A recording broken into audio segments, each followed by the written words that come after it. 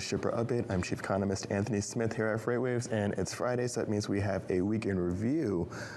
But a lot of releases came out this morning, so we're going to go over what's already been released this week, and then a little bit later on, we're going to go into those upcoming or those recent releases that will be put out in just about 23 minutes or so.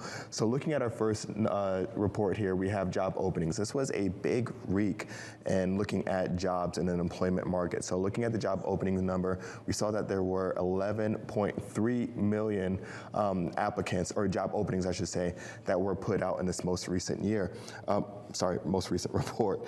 The quit rate also remained elevated. So we're seeing that there is still a lot of strength when looking at what's going on within the overall jobs market. So this was one, as I said, was released earlier this week. This is on Tuesday. Fast forward to the next chart here, we're also going to see that we had weekly initial jobs claims. Weekly saying that it is a weekly release. So we saw this one be put out on Thursday. This one had a slight tick up to 202,000 after hitting a pretty significant record low that's seen since the 1960s. This downward movement that we saw from last week's report had a slight bump up to 202,000. That's nothing too concerning at all. As long as we see it still under 250, I think this is just fine. So we still have quite a bit of wiggle room, but we are seeing just how low this number is getting. We also saw that quit rates are still incredibly high, showing that consumers are feeling confident about their prospects of finding a new job. And that's really leading into that optionality for those consumers to be able to find a higher paying role, and that's really helping to contribute to those wage increases that we're seeing as well. As we're looking at those job openings as well, we also saw that there was a bit of a downward movement for warehousing and transportation, while manufacturing, I believe, did have a slight bump up, and there was some strength shown, some relative strength shown in construction.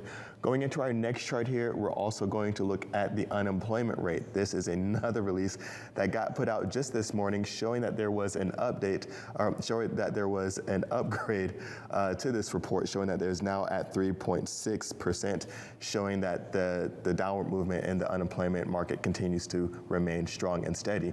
When we're looking at the unemployment rate, this was at 3.5% pre-pandemic, showing that there was really some significant strength before the pandemic, and there is more significant strength now. When we're looking at this report, the big thing that we have to take into account here is going to be that participation rate. The participation rate is lower than it was before the pandemic, so the workforce is smaller. But the good news is that that participation rate is slowly but steadily starting to climb up here.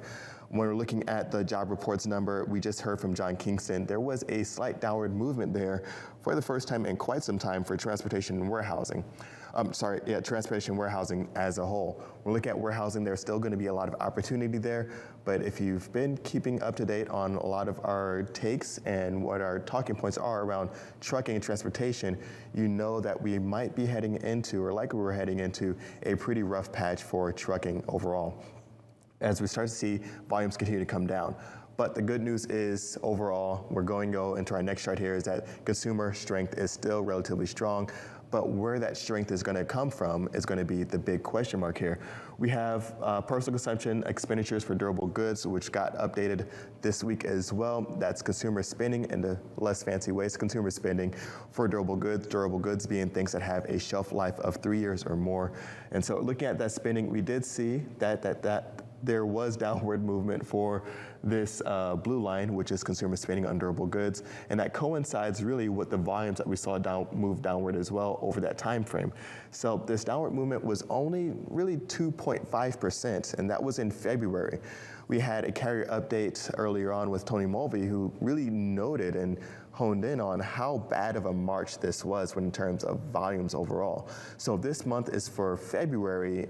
I am really anticipating some further downward movement potentially for this personal consumption expenditures or consumer spending for durable goods going into this next month as well. Looking forward and being able to utilize some of that Sonar data and our volumes index.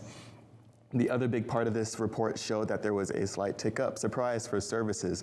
So we're seeing that that shift is really starting to take hold. This is just 1 month of movement, but really feeding into all the other expectations, and the ground is kind of being set for this summer, really showing potentially more spending on those services. Even when we look at the most recent unemployment report or jobs report released just this morning, we saw that one of the biggest sectors that really showed the most job growth came from the service side. So really showing that there is a ramp up in hospitality, restaurants, things like that, that are really showing an impact on how they're anticipating and really trying to catch up to some of that demand that's happening right now.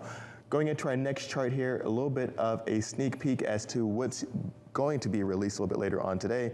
That's going to be the ISM PMI. It's going to have some implications for flatbed trailers, some industrial outlook, some manufacturing overall. So we're going to look at some of the subcomponents from that report as well. We're looking at new orders, backlog of orders. We're going to look at the employment. We're going to look at all those different levers within the report to kind of see what the health of the industrial segment is right now.